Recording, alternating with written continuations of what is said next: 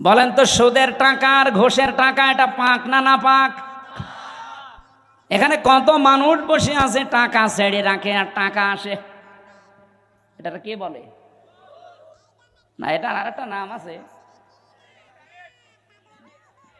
বলেন তো এই যে 1000 টাকা যারা ছেড়ে দিয়েছেন মাসে মাসে 100 টাকা 200 টাকা করে বেশি দেয়, এই কাজে যারা আছেন এই টাকাটা পান, এটা কি না পাক না পাক?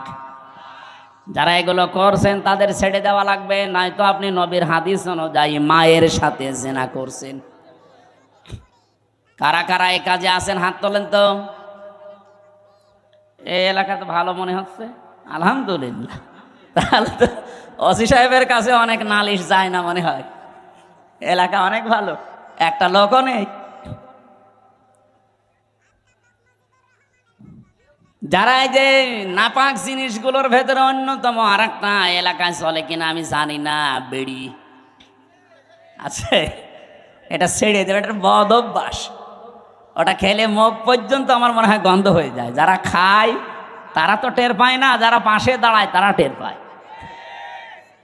আপনি একটু চিন্তা করেন না, আপনার এই নাভির ভেতর দিয়ে আল্লাহ পাস করে আপনাকে বাঁচিয়েছে, কেন মুখ দিয়ে ওটা দিতে পারতো না?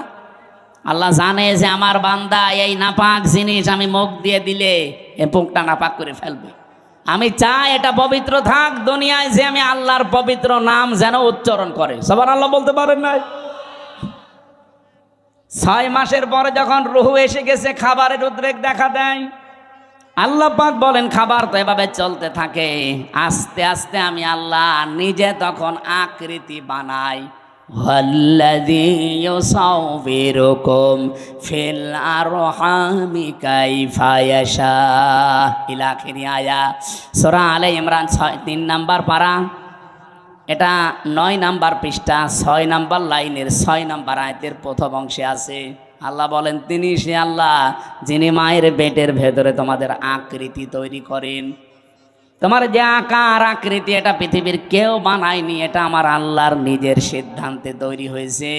এই জন্য পৃথিবীর যত সৃষ্টি সবচাইতে সুন্দর সৃষ্টি মানুষ। কথা বলে লাকাদ খালাকনাল ইনসানা ফি আহসানি তাকওয়িম, পৃথিবীতে সবচাইতে সুন্দর করে আল্লাহ বানিয়েছে মানুষের এই চেহারাকে। এত সুন্দর আর পৃথিবীর কোন সৃষ্টির ভেতরে আপনি পাবেন না। কিন্তু এই সুন্দর চেহারার মানুষগুলো যখন নিচে নামতে থাকে, সুম্মা রাদাদনাহু আসফালা সাফিলিন, এরা এত নিচে নামে যে পশু পাখি পর্যন্ত এত নিচে নামে না। আমি যে কথা তুলেছিলাম ওইদিকে যাবো ইনশাল্লাহ। দল মত জাতি বর্ণ ধর্ম নির্বিশেষে আজকের এই অনুষ্ঠান, এটা কি শুধু মুসলমানদের জন্য সাজিয়েছেন? না, অন্য ধর্মের যদি কেউ এসে থাকে, নাকি এই থানায় অন্য ধর্মের মানুষ নেই? আছে। অন্য ধর্মের কেউ যদি এসে থাকেন আপনাকে ওয়েলকাম জানাচ্ছি।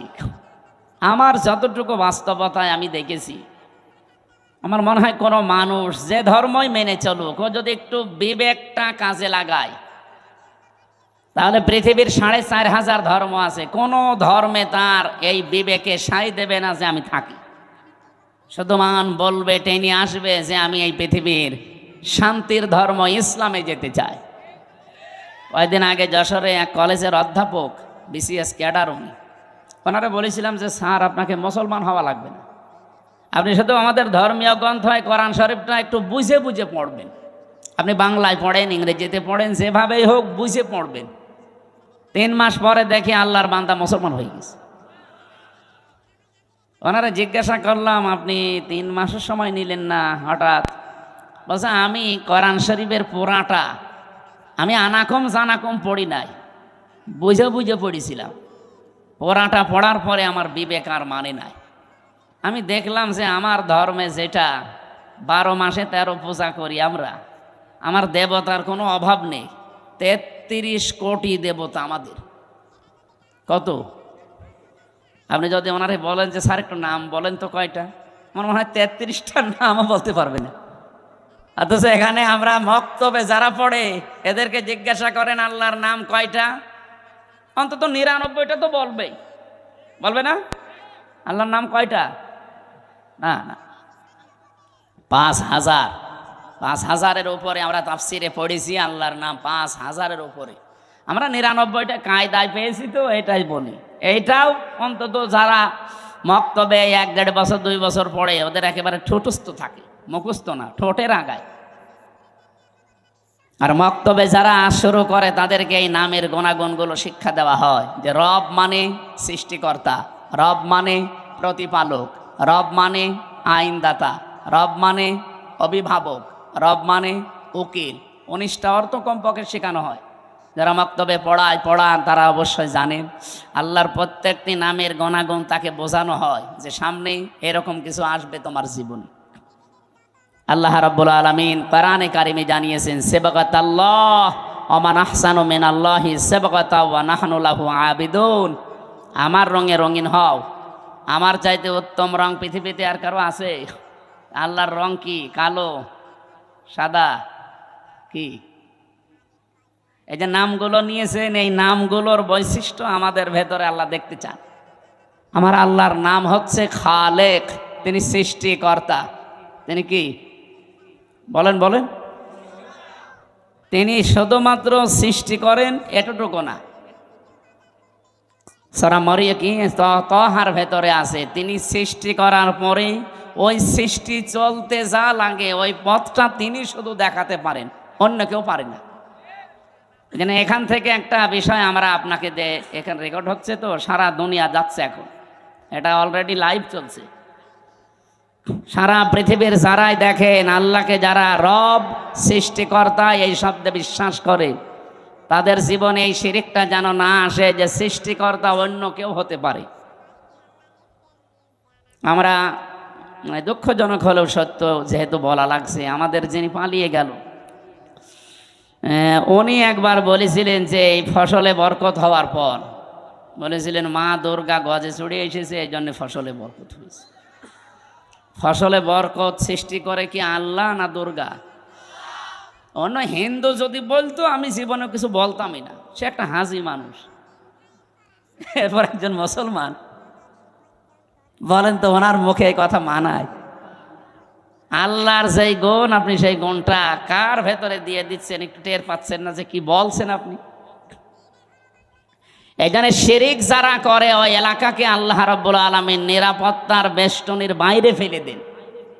এই জন্য আমরা চাই আমাদের ব্যক্তি, পরিবার, সমাজ, রাষ্ট্র, আমাদের এই দেশটা নিরাপত্তা দিয়ে রাখুক চীন, ভারত, আমেরিকা, কে? আমরা আল্লাহর নিরাপত্তা চাই। যেন আল্লাহর পক্ষ থেকে যদি সত্যি আপনি নিরাপত্তার বেষ্টনীতে থাকতে চান, ঈমান যতটুকু আছে এটার ভেতরে যেন শিরিক মিশ্রণ না হয়। শিরিক কি?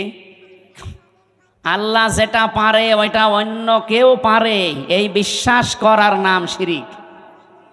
কি কথা বলেন? পৃথিবীতে আল্লাহ যেটা অন্তত পারে ওইটা অন্য কেউ পারে না। যদি কেউ বিশ্বাস করে না আমার এই ভগবানও পারে, এমনকি আমার এই পীর সাহেবও পারে, আপনি কিন্তু শিরিক করে ফেলেছেন। আর শিরিক করলে আপনি মুশরিক। কি বলেন? আর মুশরিক হলে তার জন্য আল্লাহর বানানো জান্নাত হারাম, তার বানানো জাহান্নাম ওয়াজিব। আমরা তো জাতিকে বাঁচাতে চাই অন্তত জাহান্নাম থেকে। আর জাহান্নাম যদি নাও পায়, আল্লাহ যেন জান্নাতের একটু বারান্দায়ও জায়গা দেয়। কি কথা বলেন না কেন? জান্নাতে এরকম একটা অনুষ্ঠান আল্লাহ নিজেই করবেন, আর নিজে থাকবেন সভাপতি, বিশ্বনবী হবেন প্রধান অতিথি। যারা জান্নাত পাবে তারা থাকবে শ্রোতা, অন্য কেউ ঢুকতে পারবে না। দাউদ আলাইহিস সালাম নিজের কণ্ঠ দিয়ে সূরা তাহা তেলাওয়াত করে অনুষ্ঠান উদ্বোধন করবেন। আমাদের নবী সূরা রহমান থেকে তেলাওয়াত করবেন। আর মহান রব্বুল ইজ্জাত ওয়াল জালাল নিজের কণ্ঠ দিয়ে সূরা ইয়াসিন তেলাওয়াত করে তার ওই জান্নাতি শ্রোতাদেরকে শোনাবেন। 50 আলফা সানাহ মিম্মা তাউদ্দুন। আমরা 1 2 3 করে যেভাবে গণনা করি, জান্নাতে আল্লাহর কুদরতের কণ্ঠে এক একটা আয়াত শুনতে সময় লাগবে 50,000 বছর। জান্নাতের যত নিয়ামত আছে মানুষ ভুলেই যাবে। আমাদের কপালে আছে কিনা আমরা জানি না, তবে আমরা আশা করতে পারি আল্লাহ যেন ওই ময়দানে আমাদের শ্রোতা হিসাবে একটু জায়গা করে দেন। বলেন আমিন। হ্যাঁ দেবে। আপনার জীবনে এমন কোনো কাজ যদি থাকে যেটা আল্লাহ ছাড়া আর আপনি ছাড়া আর কেউ জানে না, আল্লাকা সিররুন ইনদাল্লাহ বাইনাকা আনতা ওয়া বাইনাল্লাহ, আল্লাকা সাদাকাতুন তাখফা লা ইয়ালামুহা ইল্লাল্লাহ। কবি বলছে এমন কোনো কিছু তোমার জীবনে আছে, সাদাকা হোক নেক কাজ হোক, যেটা আল্লাহ ছাড়া আর তুমি ছাড়া কেউ জানে না। এরকম গোপন কিছু কাজ করে রাখবে।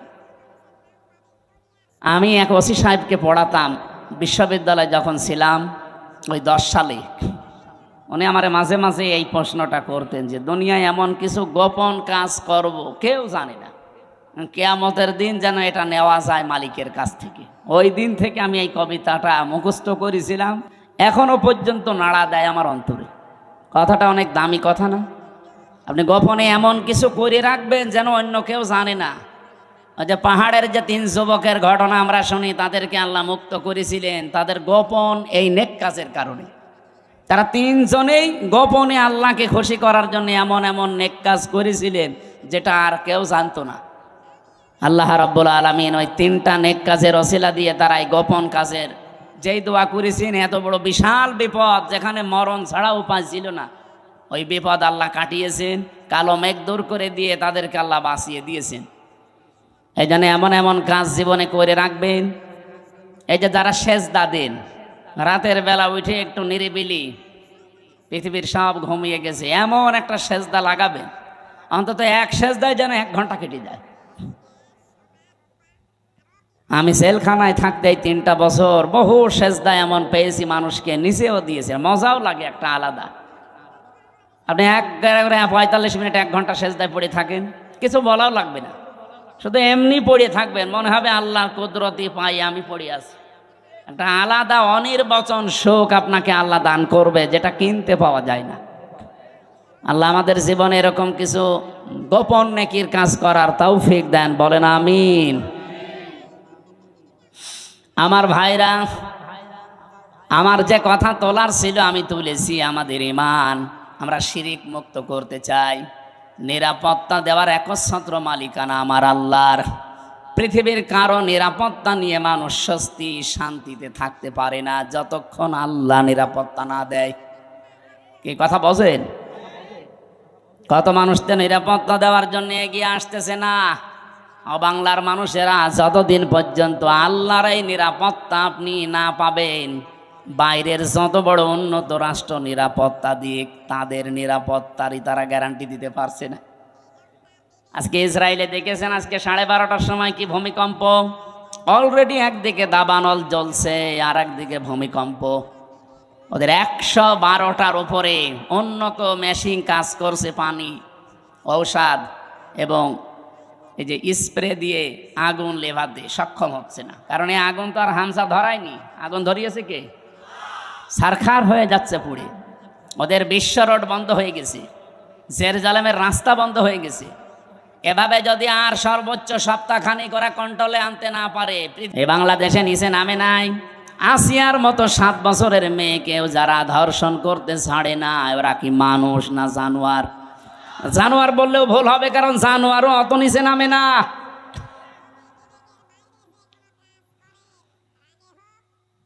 কোরআনে কারিমের সূরা এটা বানি ইসরাইলের ৭০ নম্বর আয়াতের প্রথম অংশে আছে, 15 নম্বর পারা 8 নম্বর পৃষ্ঠার 1ম নাম্বার লাইনে আছে। এটা আমি শিক্ষা দেওয়ার জন্য বলছি। ওয়ালাকাদ কাররামনা বানি আদম, আল্লাহ পাক বলেন বনি আদম সন্তানকে আমি আল্লাহ সম্মানিত করেছি। কে? আরো জোরে। বনি আদম সন্তান হলেই হবে, সে কোন ধর্ম মানে ওটা তার ব্যাপার, কিন্তু বনি আদম সন্তানকে আমি সম্মান দিয়েছি। আল্লাহ এখানে বলেন না যে আমি মুসলমান সন্তানকে সম্মান দিয়েছি, না। বনি আদম সন্তান যারা মানুষ পদবাচ্চা বিবেচিত যারা, তাদের সম্মান দিয়েছে কে? কিন্তু দুঃখজনক হলেও সত্য, এই বাংলাদেশে এই সম্মানিত সৃষ্টি মানুষের সম্মান নিয়ে সবচাইতে বেশি সিনিমিনি খেলা হয়েছে। 54 বছর তো বটেই, 15.5 বছর আরো বেশি। আমরা চাই আগামীতে এই সম্মানিত সৃষ্টি আল্লাহ যাদের সম্মান দিলেন, এই বনি আদম সন্তানের সম্মান নিয়ে কেউ যেন সিনিমিনি খেলতে না পারে। আমার কথার অর্থ আপনি বুঝেছেন? আপনি না বুঝলেও এরা বুঝেছে। আগামীতে কেউ যেন এদের সম্মান নিয়ে সিনিমিনি খেলতে না পারে, সেই ব্যবস্থা করা লাগবে। যারা এই ব্যবস্থা ভেঙে দিয়েছিলেন ওইটা আবার জোড়াতালি দেওয়া লাগবে। আল্লাহর কথা তো অনেক ওজন, আপনি টের পাননি, আমি অনেক ভেতরে চলে গেছি। এই সম্মানিত সৃষ্টির সম্মান আমরা চাই, এদের শান্তি, স্বস্তি, নিরাপত্তা, কল্যাণ আমার আল্লাহর পক্ষ থেকে। যে মানুষগুলো তাদের ঈমানের সাথে শিরিক এবং জুলুম মিশ্রণ করবে না, তাদের জন্যে। জুলুম কি? যেই জিনিস যেখানে রাখা দরকার ওইটা ওই জায়গায় না রেখে অন্য জায়গায় রাখার নাম জুলুম। এই যে মাথার এই টুপিটা থাকা দরকার মাথায়, এটা যদি কেউ পায়ের কাছে রাখে টুপির সাথে জুলুম। এক কথা বলছেন না কেন? আমার স্যান্ডেল আমি পেছনে রেখে দিয়েছি, এটা থাকার দরকার পায়ের কাছে, এটা যদি আমি মাথায় নিয়ে বসে থাকি, এটা এই স্যান্ডেলের উপরে জুলুম। কারণ যেখানে যার স্থান ওইটা ওই জায়গায় রাখা লাগবে। এখন সেইটাও যদি হাত ছাড়া হয়ে যায়, ওরা যে 318 পৃষ্ঠার রিপোর্ট দিয়েছে পুরাটা পড়ে আমি নিজের এই ছোট মাথায় পেয়েছি প্রায় 13টা কোরআনের আয়াত ওরা পাল্টিয়ে ফেলেছি। এগুলো মানলে নাকি অবিচার হবে, বৈষম্য হবে। ইসলাম মানলে যদি বৈষম্য হয়, তাহলে কোন ধর্ম মানলে বৈষম্য দূর হবে বলেন তো দেখি? পৃথিবীর অন্যান্য ধর্মের কিতাবগুলো একটু টাচ করেন। ইহুদিদের ধর্ম আছে, খ্রিস্টানদের ধর্ম আছে, এই মুশরিকদের ধর্ম আছে, বৌদ্ধদের ধর্ম আছে। এদের ধর্মীয় গ্রন্থগুলো যতটুকু পারেন পড়েন। আমি বিশ্ববিদ্যালয়ে থাকাকালীন একটু টাচ পেয়েছিলাম, ওরা সবগুলো জায়গায় বৈষম্যের শিকার করে আছে। ওদের মেয়েদেরকে বিবাহের সময় যা দিয়ে দেয় ওইটাই শেষ, অথচ বিবাহের সময় মেয়েদের বাড়িতে, এইদিকে তাকান, বিবাহের সময় মেয়ের বাড়িতে মেয়ের বাবার কাছ থেকে ছেলে পক্ষের লোক যদি একটা পানও তার সন্তুষ্টি ছাড়া খায়, এইটাও পায়খানা খাওয়ার মতো হারাম। যেটা আমরা এই যে বরযাত্রী বলে চালিয়ে দেই, কোথায় পেয়েছেন ভণ্ডামি? এটা হিন্দুদের থেকে এসেছে এই বরযাত্রীর নিয়ম। মুসলমানদের বিয়েতে কোনো বরযাত্রী যাবে না, মুসলমানদের বিয়েতে হবে অলিমা। আর অলিমা কি ছেলের বাড়ি হয় না মেয়ের বাড়ি? হ্যাঁ, ছেলের বাড়ি। এলাকায় কি বরযাত্রী যাওয়ার সিস্টেম আছে? এটা বন্ধ করা লাগবে। কোন বাড়িতে এখন আর বরযাত্রী যাওয়া যাবে না, কারণ মেয়েদের সম্মান মর্যাদা নবীজি নিজে এত বাড়িয়ে দিয়েছেন। বিশ্বনবী যতগুলো বিয়ে করেছিলেন তার চারটা মেয়ে তিনি বিয়ে দিয়েছেন, একটাকেও তিনি বরযাত্রী খাওয়াননি। উনি করেছেন নিজে অলিমা, জামাইদেরকেও করিয়েছেন অলিমা।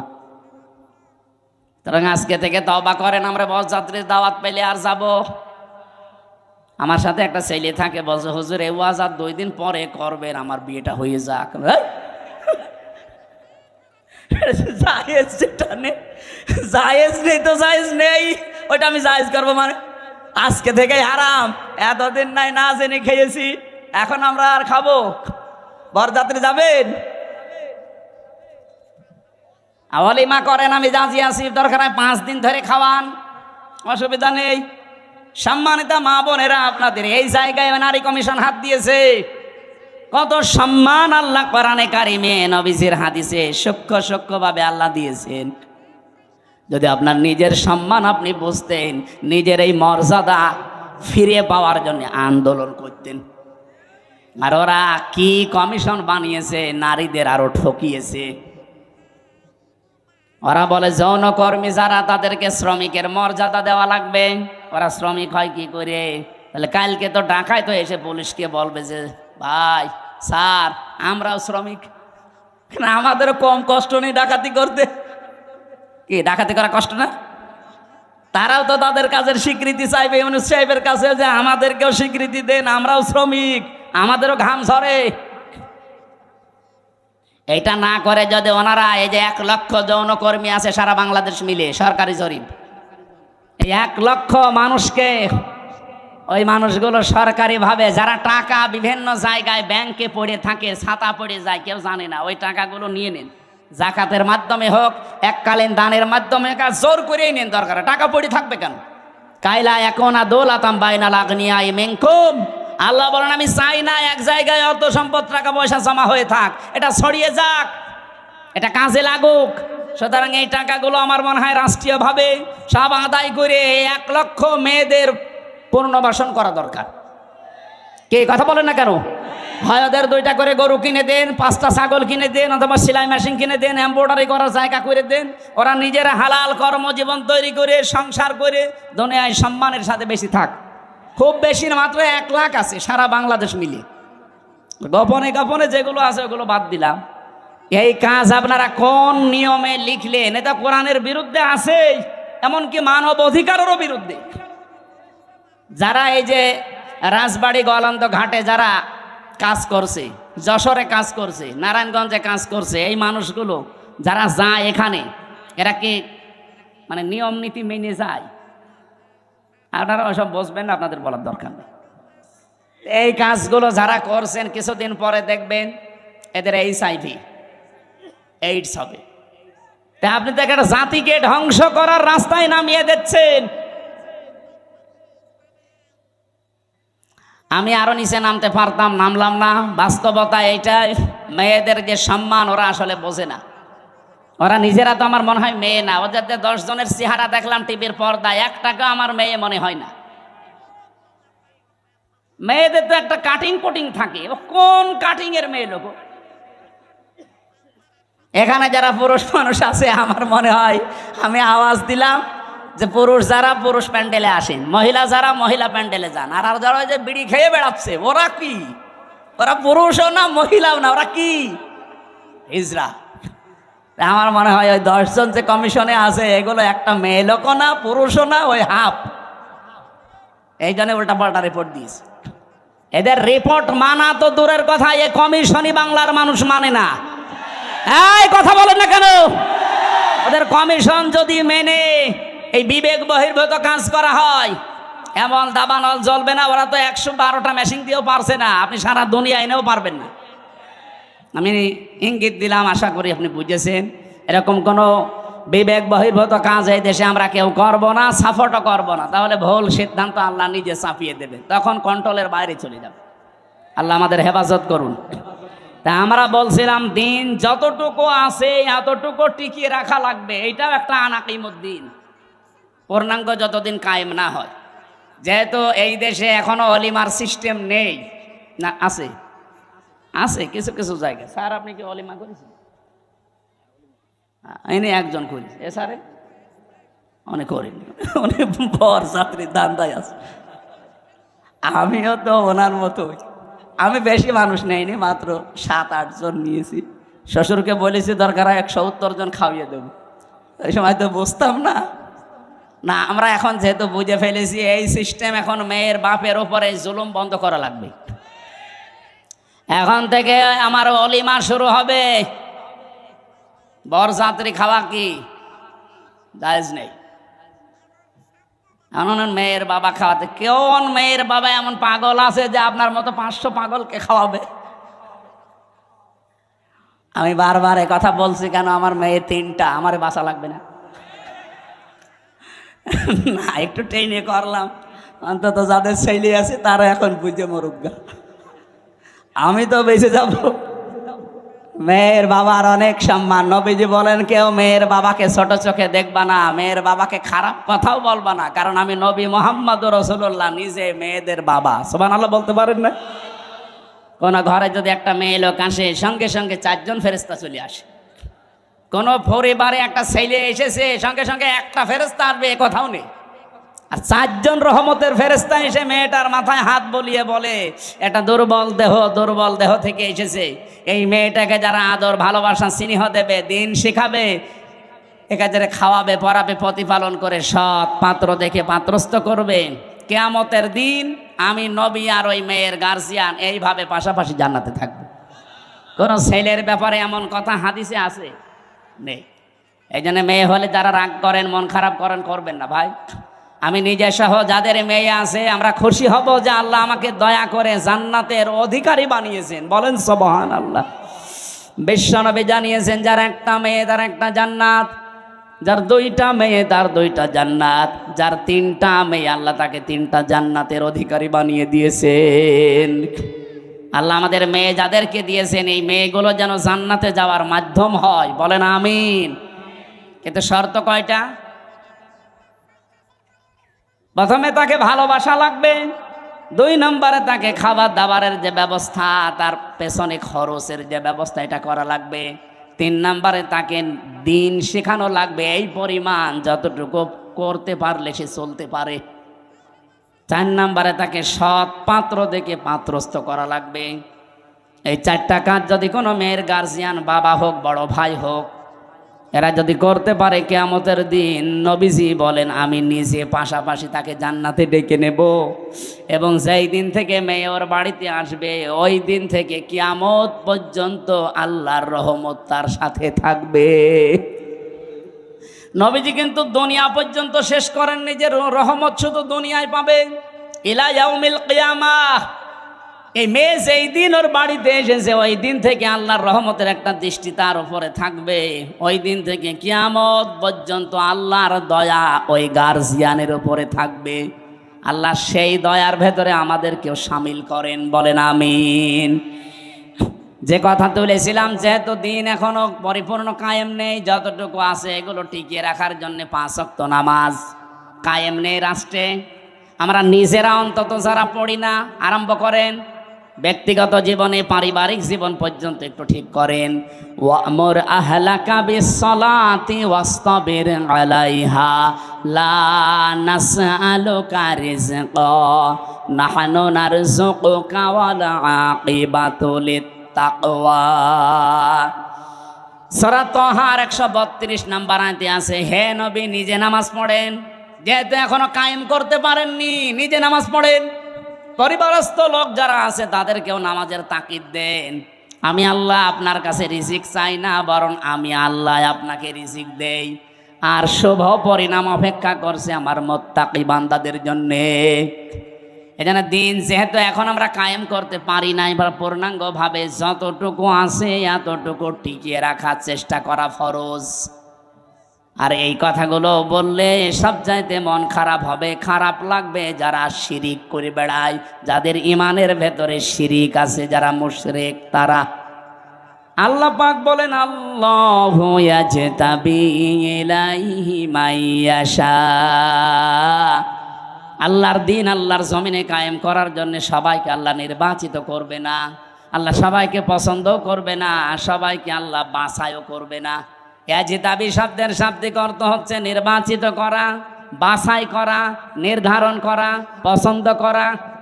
আল্লাহ শুধু পছন্দ করবে তাকে, ওয়াহদি ইলাইহি মাইয়ুনিব, যেই লোকটা আল্লাহর দিকে মন থেকে ফিরে আসতে চায়। সুতরাং আজকে থেকে আপনি আল্লাহর বিধানের দিকে মন থেকে ফিরে আসার চেষ্টা করেন, আপনাকেও আল্লাহ দিন কায়েমের কর্মী বানিয়ে দেবে ইনশাআল্লাহ। আল্লাহ আমি সহ যারা এসেছি এই জমিনে দিন কায়েমের একজন কর্মী হিসাবে দায়িত্ব পালন করা আল্লাহ যে কবুল করবেন, তাদের সাথে আমাদেরকেও যেন পছন্দ করেন, বলেন আমিন।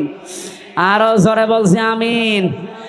মেয়েরা যারা এসেছেন, সম্মানিত মা বোনেরা, জেলে থাকা অবস্থায় আমি কয়েকটা বই লিখেছিলাম মেয়েদের ওপরে। তার ভেতরে একটা আছে এই যে এটা, দাম্পত্য জীবনের সমস্যা এবং তার সমাধান কি হবে। কারণ এই 3 বছরে আমি একটা জিনিস পেয়েছি, 100 জনের প্রায় 70 জন জেল খাটতেছে তার বর কারণে। হয় যৌতুকের মামলা, অথবা এই যে নারী নির্যাতনের মামলা, যে কোনো, আমার মনে হয় ছাত্রদের কাছে এরকম মামলায় বেশি যায়, হয় জমি জায়গা নাই মেয়ে লোক। এই বইটা নিজের বউকে পড়াবেন, মেয়েকে পড়াবেন, 120 পৃষ্ঠা আছে।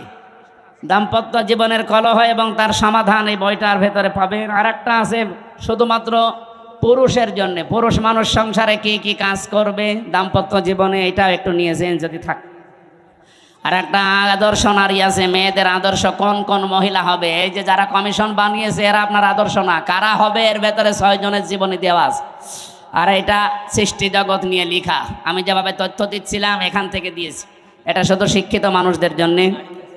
গাড়িতে পাওয়া যাবে, যাবার সময় নিয়েছেন, স্যারকে দিয়ে দিন। আমি আমি আমি আজকের মতো আর পারছি না, আজকের মতো শেষ করে দিলাম। আল্লাহুম্মা আমিন। লা ইলাহা ইল্লা আনতা সুবহানাকা ইন্নী কুনতু মিনাজ জালিমিন।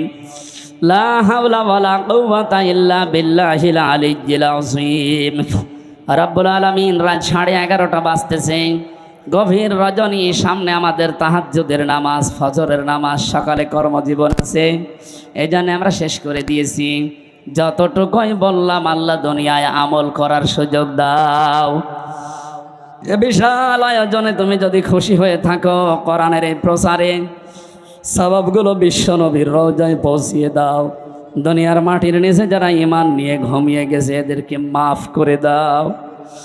রব্বুল আলামিন মাহফিলের সম্মানিত সভাপতি, সহসভাপতি যারা এসেছে, মাওলানা সিরাজুল ইসলাম সহ প্রত্যেককে তুমি মাফ করে দাও। মাহফিলের প্রধান অতিথি অধ্যাপক মুজিবুর রহমান, বিশেষ মেহমান অধ্যাপক আব্দুল খালেক সহ যত অতিথি এসেছে আল্লাহ অতিথিদেরকেও তুমি অমরের মতো কবুল করো। মাহফিলে আজকে প্রশাসনের যে ভাইগুলো এসেছে, বিশেষ করে আমাদের অভিভাবক জনাব আফজাল হোসেন, এতানোর থানার সম্মানিত অফিসার ইনচার্জ সহ যত ভাইরা এসেছে, নিজেদের বাবা মা, আত্মীয় স্বজন, ভাই বোন, স্ত্রী পুত্র ছেড়ে দিয়ে বাংলার বিভিন্ন প্রান্তে যারা দায়িত্ব পালন করে জনগণের জান মাল ইজ্জত আবরু হেফাজতের জন্য, তাদের বাড়ি ঘর, স্ত্রী পুত্র সন্তানাদি আল্লাহ তুমি পাহারাদার হয়ে যাও। তাদের শরীরকে তুমি জনগণের জন্য সুস্থ রাখো। পরা দায়িত্বটাই ইবাদত হিসাবে কবুল করে নাও। যত মানুষ আমরা দূর দূরান্ত থেকে আসলাম, আমাদের যাওয়া আসায় তুমি বরকত দাও। কোরআনের এই আয়াতটা জীবনে পঙ্খানো মেনে চলার সুযোগ দান করো। মা বোনদেরকে খাদিজাতুল কুবরার মতো বানিয়ে দাও। এ মাহফিলে বরণ্যের সদস্য যারা কাজ করেছে, এদেরকে যে মা পেটে নিয়েছে, মায়ের পেট খাদিজার মতো বানিয়ে দাও। এলাকায় মাটির নিচে যারাই ঘুমিয়ে আছে, কোরআনের ইজ্জতে মাফ করে দাও। মাওলানা আব্দুল আওয়াল সহ নামনা জানা যত আলেমরা এখানে কথা বললেন, আলেমদের কাতারে তুমি কিয়ামতে শামিল করে দাও। 3টা বছর কারাগারে এবং রিমান্ডে আমি অসুস্থ হয়ে গেছি, আল্লাহ আমাকে আগের অবস্থায় ফিরিয়ে দাও। বাংলার জমিনটা তোমার কালাম দিয়ে চলছে, দিন কায়েম হয়ে গেছে, এটা দেখে মরার সুযোগ দাও। বারাকাল্লাহু লানা ওয়া লাকুম ফিল কোরআনিল আযীম। জীবনের শেষ কথা যেন এটা বলতে পারিলা।